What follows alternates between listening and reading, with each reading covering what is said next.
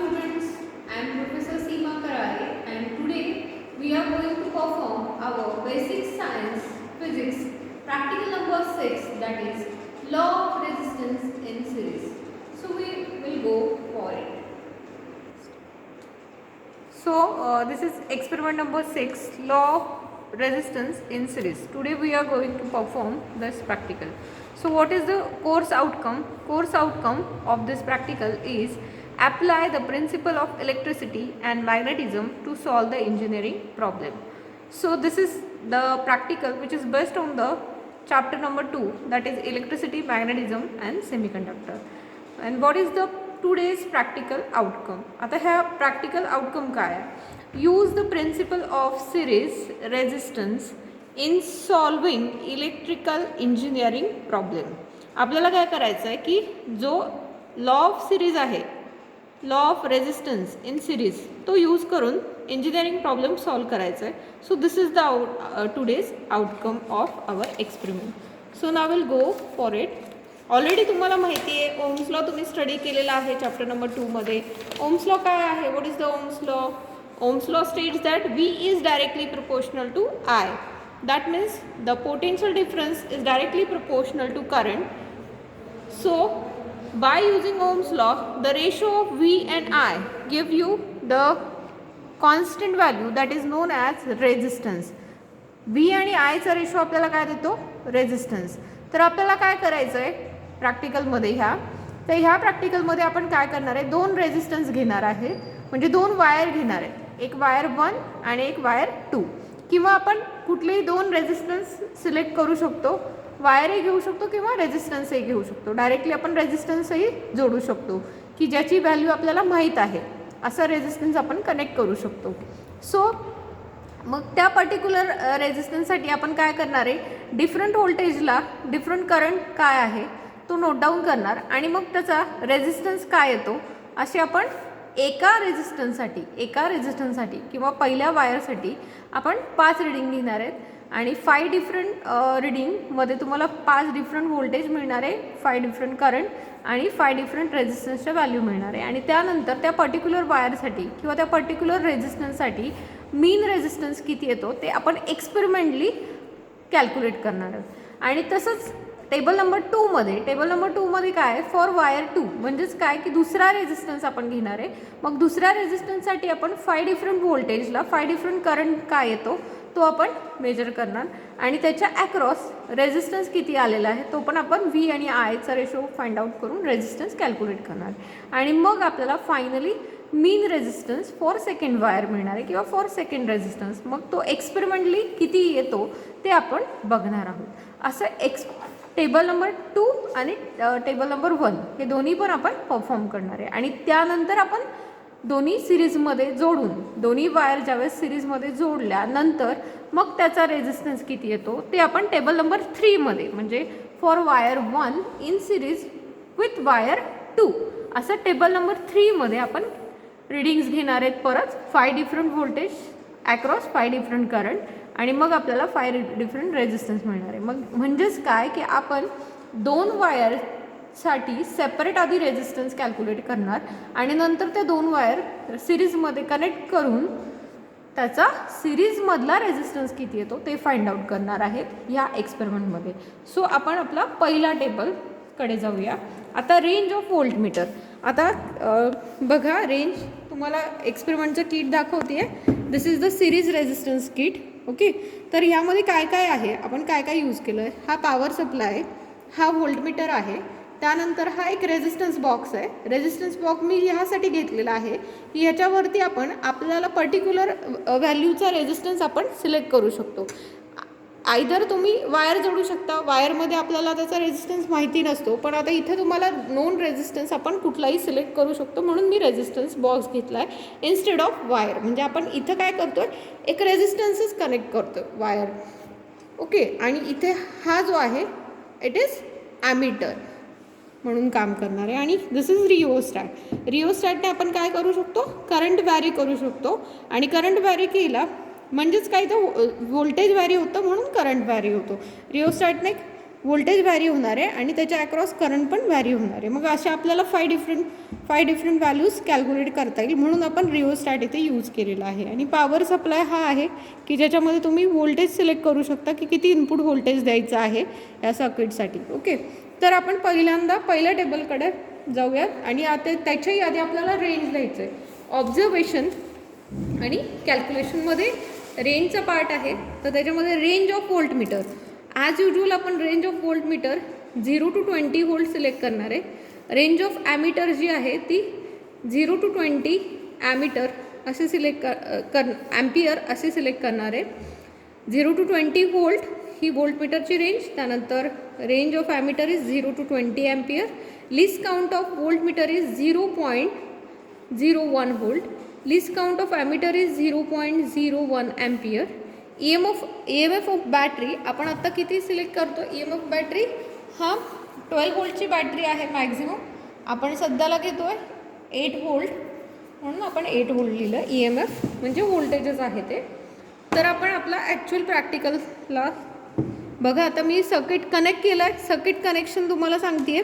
कनेक्शनमध्ये power सप्लायचं connection नेहमी positive terminal हे बॅटरीचं पॉझिटिव्ह टर्मिनल इथे बॅटरीच्या पॉझिटिव्हला गेलं आहे. निगेटिव्ह हे एलिमेंटरच्या निगेटिव्हला गेलेलं आहे.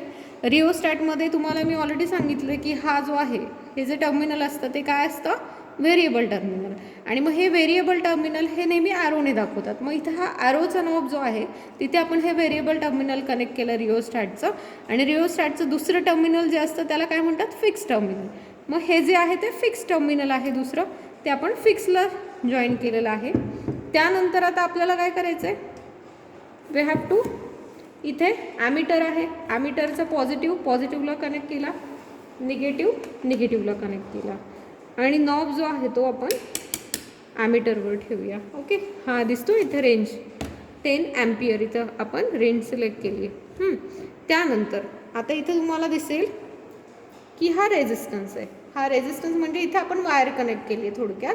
मग ही वायर कनेक्ट कशी करायची आहे, त्याच्या अक्रॉस आपण इथे हे जे दिसतंय तुम्हाला R1 म्हणजे ही फर्स्ट वायर, R2 म्हणजे सेकंड वायर. मग आत्ता सध्याला आपण एकच वायर घेतो म्हणजे एकच रेझिस्टन्स जोडतोय, म्हणून आपण हे डायरेक्टली इथे अक्रॉस जोडलेला आहे इथे. आणि हा जो मधला जो पार्ट आहे तो आपण शंट करू शकतो. ऑलरेडी इथे कनेक्ट आहे, इंटरनली कनेक्ट केलं आहे, म्हणून मी इथं वायर कनेक्ट करत नाही आहे, किंवा आपण कनेक्टही करू शकतो.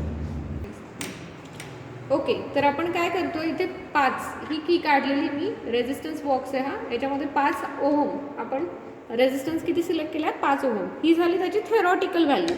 तर आपल्याला आता एक्सपेरिमेंट करून त्याची काय काढायची आहे, रेझिस्टन्सची व्हॅल्यू कॅल्क्युलेट करायची. Whether it comes to close 5 ohm or not. आपण एक्सपेरिमेंटली पण प्रूफ करतोय. मग काय करणार आपण त्यासाठी, हा रिओस्टॅट जो आहे, रिओस्टॅट आपण असं व्हॅरी करणार.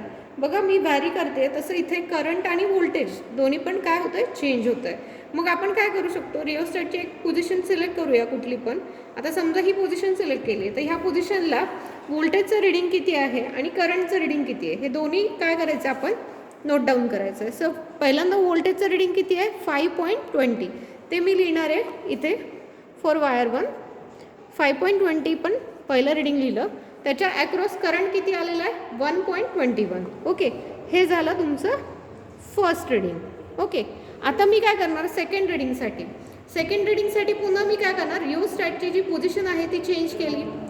आता मी पोझिशन चेंज केली, ऑब्वियसली इथं व्होल्टेज पण चेंज झालं आणि करंट पण चेंज झालं. कारण मी हा जो रिओस्टॅटचं काम काय असतं की इट व्हॅरी द रेझिस्टन्स, आणि रेझिस्टन्स व्हॅरी झाला की आपला व्होल्टेज आणि करंट पण वेगळा मिळणार आहे. मग हे आता व्होल्टेज आहे, व्होल्टेज किती मिळालं आहे आपलं सेकंड, 4.61.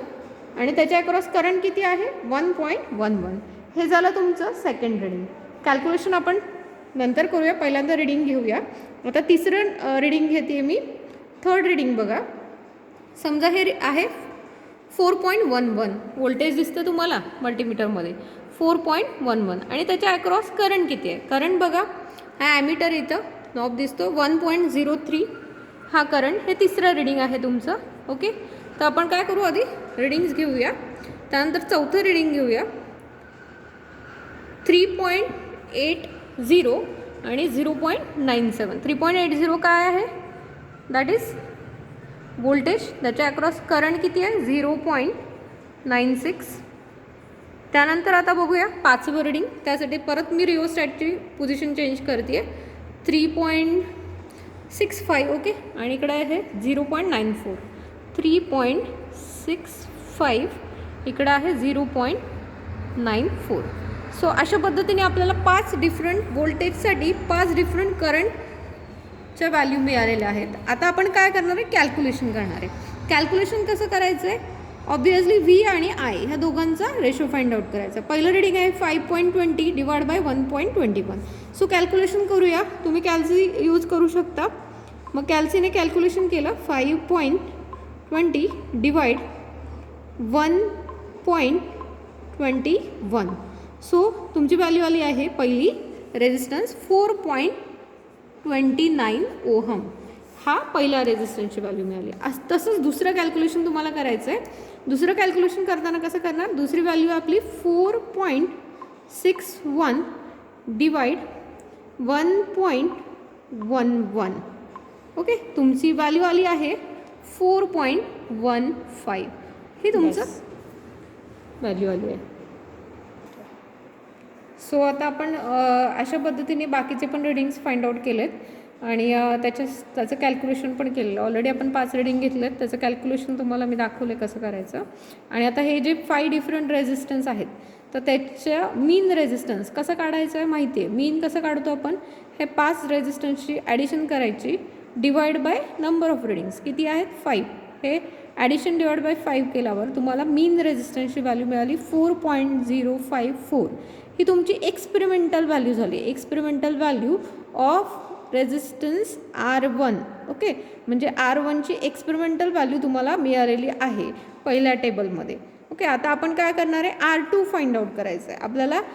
फॉर वायर 2 किंवा फॉर रेजिस्टन्स 2 दुसरा जो रेजिस्टन्स आहे दुसरा कनेक्ट करणार आहे आपण. दुसरा रेजिस्टन्ससाठी आपल्याला वेगवेगळे व्होल्टेज आणि वेगवेगळे करंट रीडिंग्स घ्यायचे आहेत. वेगवेगळ्या व्होल्टेजसाठी करंट्स रीडिंग मेजर करायचं आहे आणि त्यानुसार कॅल्क्युलेशन करायचं आहे. तर आपण काय करूया, आता इथे तुम्हाला मी दाखवलं बघा, अशी 5 एवढी ही की काढली होती, म्हणजे आपण 5 हा रेजिस्टन्स सिलेक्ट केला होता. ही त्याची थेरॉटिकल व्हॅल्यू होती. आता आपण एक्सपेरिमेंटल व्हॅल्यू कॅल्क्युलेट केली. आता आपण काय करूया, दुसरा रेजिस्टन्सची व्हॅल्यू सिलेक्ट करूया. आता समजा मी काय केलं आहे 5 आणि 2 म्हणजे 7 झालं आहे. आणि मी अजून एक की समजा ठीक आहे आपण 7 रेजिस्टन्स किती घेऊया 7 ही त्याची थेरॉटिकल व्हॅल्यू झाली 7. आता ह्या 2 की काढल्या म्हणजे आपला रेजिस्टन्स किती आहे सध्याला 7 ओहम. आता आपण काय करूया, पॉवर सप्लाय मी ऑन करते आहे. इथे काय करणार, हा रिओस्टॅट आहे. रिओस्टॅटची पोझिशन वॅरी केली की तुम्हाला 5 डिफरंट व्होल्टेज आणि 5 डिफरंट करंटचे व्हॅल्यू मिळणार आहेत. सध्याला आपण ही आता इथे पोझिशन सिलेक्ट करूया. आता बघा पोझिशन सिलेक्ट केल्यावर तुम्हाला व्होल्टेज किती दिसते 6.43. ते आपण नोट डाऊन करूया सेकंड टेबलमध्ये. पहिल्या रीडिंगमध्ये व्होल्टेजच्या कॉलममध्ये मी काय लिहिणार आहे 6.45 दिसतं आहे ते. त्यानंतर इकडे करंट 1.63 करंटच्या कॉलममध्ये पहिल्या रीडिंगमध्ये लिहिणार आहे आपण 1.63. आता मी काय करणार आहे, ऑब्वियसली मी रिओस्टॅटची पोझिशन चेंज करणार आहे. ठीक आहे, आता मी पोझिशन बदलली, वॅरी केली, करंट वॅरी झाला, व्होल्टेज पण वॅरी झालं आहे. व्होल्टेज किती दाखवत आहे 5.63 6.4. ओके, त्यानंतर 1.46 हे झालं तुमचं करंटचं रीडिंग. त्यानंतर आपण परत बघूया तिसऱ्या रीडिंगसाठी मी पुन्हा काय करते, पोझिशन वॅरी केली कशाची रिओस्टॅटची. व्होल्टेज किती आलं आहे 4.56 आणि करंट आला आहे 1.24. नेक्स्ट रीडिंग घेऊया आपण. रिओस्टॅट वॅरी केलं 4.04 त्याच्या अक्रॉस करंट किती आहे 1.13. पुढे शेवटचं रीडिंग घ्यायचं आहे आपल्याला 5th नंबरचं रीडिंग 3.78 आणि आहे 1.08. ओके, अशा पद्धतीने आपण काय केलं आहे 5 डिफरंट व्होल्टेजसाठी 5 डिफरंट करंट मेजर केला आहे. आणि आता रेजिस्टन्स कॅल्क्युलेट करूया. रेजिस्टन्स कॅल्क्युलेट करायचं तुम्हाला सगळ्यांना माहिती आहे कसं करायचं. बी आणि आय त्याचा रेशो फाइंड आउट करायचा. पहिल्या रीडिंगसाठी तुम्हाला दाखवते मी पहिलं कॅल्क्युलेशन करून. 6.45 हे व्होल्टेज आहे, डिवाइड करंट आहे 1.63. सो आपला रेजिस्टन्स किती आलेला आहे, 3.95. ओके, त्यानंतर पुढची व्हॅल्यू बघूया. तर अशा पद्धतीने आपण फॉर वायर 2साठी काय केलं आहे, डिफरंट व्होल्टेज आणि डिफरंट करंट मेजर केला, त्याच्या अक्रॉस रेजिस्टन्स किती येतो ते पण कॅल्क्युलेट केलं आहे. आणि मेन रेजिस्टन्सची व्हॅल्यू आली आहे आपली 3.71. आणि हा जो वायर 2 होता त्याचा मीन रेजिस्टन्स किती आला आहे, आपली एक्सपेरिमेंटल व्हॅल्यू 3.71 होती. आणि हे जे रिडिंग्स घेतले होते ते आपण 4 ओहमसाठी घेतलं होतं, म्हणजे थेरॉटिकल व्हॅल्यू 4 ओहम असं कन्सिडर करून आपण काय केलं होतं, रिडिंग्स घेतले होते. आता आपण काय करूया, दोन्ही रेजिस्टन्स म्हणजे पहिला रेजिस्टन्स आणि दुसरा रेजिस्टन्स म्हणजे काय, फर्स्ट वायर आणि सेकंड वायर दोन्ही काय करायचे आहेत, आपल्याला सिरीजमध्ये कनेक्ट करायचे आहेत. आणि त्याच्या ॲक्रॉस रेजिस्टन्स किती येतो, सिरीजमध्ये कनेक्ट केल्यावरती रेजिस्टन्स हा नेहमी काय होतो, इन्क्रीज होतो. हे तुम्हाला माहिती आहे, तुम्ही थेरॉटिकली हे लर्न केलेलं आहे, तेच आपण आता प्रॅक्टिकली परफॉर्म करणार आहे किंवा प्रॅक्टिकली व्हेरीफाय करणार आहे. तर त्याच्यासाठी आपण काय करणार की हा दुसरा रेजिस्टन्स बॉक्स मी घेते आहे आणि तो काय करणार आहे, आपण इथे कनेक्ट करणार आहे. तर दुसऱ्या रेजिस्टन्स बॉक्सला इथे बघूया कनेक्शन कसं करायचं आहे. तर कनेक्ट हा जो आहे R1 आपण R1च्या जागी कनेक्ट करणार आहे इथे, आणि R2च्या जागी आपण इथे वायर कनेक्ट करूया. ही R2 इथे कनेक्ट करतो आपण इथे. ओके, आणि हा जो इथे आहे तो इथून मी काढणार आहे, इथे R2 कनेक्ट करायचं आहे. तर हे ऑलरेडी इथे इंटरनली कनेक्ट आहे. R1 मी काय केलं आहे, आपल्याला R1 आहे तो इथे कनेक्ट करूया. ओके, तर आपण काय केलं आहे, इथे एक वायर कनेक्ट केली म्हणजे इथे एक रेजिस्टन्स कनेक्ट केला आहे आणि दुसरा रेजिस्टन्स इथे कनेक्ट केला आहे. तर इथे किती सिलेक्ट केलेलं आपण 4 ओहम केला, इथे सिलेक्ट केला थेरॉटिकल व्हॅल्यू, आणि इकडे 5 ओहम सिलेक्ट केला. आणि आपण इंडिव्हिज्युअल रेजिस्टन्सचं कॅल्क्युलेशन केलेलं आहे. आता आपण हे दोन्ही रेजिस्टन्स कसे कनेक्ट केले, एका शेजारी एक म्हणजे काय, सिरीजमध्ये कनेक्ट केले. इथे R1 कनेक्ट केला, त्याच्या बाजूलाच R2 कनेक्ट केला. तर हे सिरीजमध्ये केल्यानंतर तुम्हाला माहिती आहे calculation sum of the equivalent resistance म्हणजे काय, equivalent resistance connected in series equal to sum of the individual resistance, that is the law of series, law of resistance in series. मग आता याचा अर्थ काय की 5+4 तुमची इक्विव्हॅलंट रेजिस्टन्स कनेक्टेड इन सिरीजची व्हॅल्यू किती येणार आहे, थेरॉटिकली कॅल्क्युलेट जर केली तर तुम्ही 5+4 9 ओहम थेरॉटिकली त्याची व्हॅल्यू आलेली इक्विव्हॅलंट रेजिस्टन्सची which is connected in series. आता तेच आपण प्रॅक्टिकली बघणार आहे की आता आपण त्याच्यासाठी काय करणार आहे, थर्ड टेबल आपण लागणार आहे. थर्ड टेबलमध्ये रिडिंग्स घ्यायचेत आपल्याला. त्याच्यामध्ये आपण काय करणार आहे की व्होल्टेज, डिफरंट व्होल्टेजला डिफरंट करंट मेजर करणार आहे. आता ऑब्वियसली आपण काय करूया, रिओस्टॅट वॅरी करूया. रिओस्टॅट वॅरी केल्यानंतर करंट काय दाखवतं बघा, आणि व्होल्टेज काय दाखवतं. आता इथे बघा करंट दिसतो तुम्हाला 6.97 आणि 6.96 हा काय व्होल्टेज दिसतोय. त्याच्या अक्रॉस करंट काय दिसतो तुम्हाला 1.01. आता ते रिडिंग्स घ्यायचेत आपल्याला. फर्स्ट रिडिंग बघा काय येतं, पहिलं रिडिंग घ्यायचं आहे आपल्याला. पहिलं रिडिंग पुन्हा एकदा बघूया वाटलंच तर. ते व्हॅरी करतो आपण, असं व्हॅरी केल्यानंतर हे व्हॅरी होतं. पुन्हा एकदा बघा. ओके, 7 पॉईंट परत चेंज केलं आपण रिडिंग, म्हणजे आपण पोझिशन चेंज केली ऑब्वियसली. 7.23 आलं आहे पहिलं रिडिंग. त्याच्या अक्रॉस करंट किती आलं आहे 0.93. कॅल्क्युलेशन केल्यावरती तुम्हाला रेजिस्टन्सची व्हॅल्यू मिळते आहे 7.77. दोघांचं कॅल्क्युलेशन केलं आपण. दुसरी व्हॅल्यू बघूया, सेकंड रिडिंग बघूया. सेकंड रिडिंग येत आहे 6.17 आणि त्याच्या अक्रॉस करंट आहे 0.82. कॅल्क्युलेशन केलं, कॅल्क्युलेशन करायचं आहे तुम्हाला. कॅल्क्युलेशन केल्यानंतर ही व्हॅल्यू येते 7.52. ओके, थर्ड रीडिंग घेऊया आपण. 5.80 सॉरी, एक मिनिट आपण थोडंसं स्टेबल होऊ द्या. 5.80 डिवाइड, आता करंट किती आला आहे 0.78, व्हॅल्यू आली आहे 7.43. हा तुमचा रेजिस्टन्स आला आहे. तसंच पुढचं रीडिंग घ्यायचं आहे त्याच पद्धतीने. समजा 5.52 आला आहे, सॉरी 5.52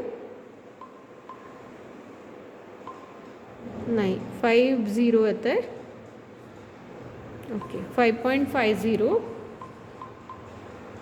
डिवाइड बाय 0.76, तुमचं व्हॅल्यू येणार आहे 7.23. हे कॅल्क्युलेशन केलं आपण.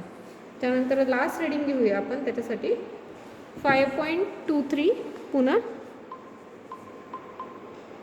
आणि व्होल्टेज झालं 5.23. करंट दिसतो तुम्हाला 0.72. ओके, रीडिंग दिसतात तुम्हाला. सो कॅल्क्युलेशन आलं आहे 7.26. सो अशा पद्धतीने आपलं कॅल्क्युलेशनचा पार्ट पण झाला आहे. आता आपल्याला डायरेक्टली फायनल आन्सर काढायचं आहे. फायनल आन्सर तुम्ही काय करणार आहे, कॅल्क्युलेशन केलं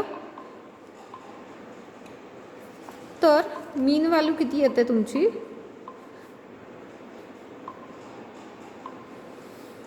7.36 समथिंग व्हॅल्यू येईल तुमची. ओके, तर हे झालं तुमचं कॅल्क्युलेशन. सो आपल्याला फायनल काय मिळालं, टेबल 1ची. टेबल 1मध्ये आपण R1ची व्हॅल्यू कॅल्क्युलेट केली, टेबल 2मध्ये R2ची व्हॅल्यू कॅल्क्युलेट केली, टेबल 3मध्ये तुम्ही R1 आणि R2 कनेक्ट केला सिरीजमध्ये. त्याच्यानंतर मीन ॲव्हरेज व्हॅल्यू काढली आहे. ॲव्हरेज व्हॅल्यू मिळाली आहे तुम्हाला 7.36.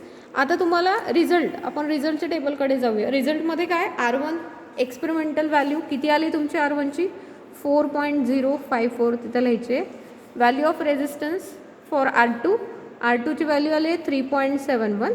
त्यानंतर equivalent resistance of series combination of resistance, म्हणजे दोन्हीचा बाय थेरी म्हणजे काय, त्याची थेरॉटिकल व्हॅल्यू होती पहिली R1ची 5, दुसऱ्याची होती 4. 5 + 4 किती आली तुमची 9 ओहम, ही तुमची थेरॉटिकल व्हॅल्यू होती. आणि बाय एक्सपेरिमेंटल तुमची व्हॅल्यू किती आली आहे 7.36. सो आपण इथं लिहिलेलं आहे. तर अशा पद्धतीने आपण काय केलं, हे प्रॅक्टिकल कंडक्ट केलेलं आहे, परफॉर्म केलेलं आहे. सो आय होप तुम्हाला हे अंडरस्टँड झालं असेल, कळालं असेल. Law of series we have studied in practical also. Okay, thank you.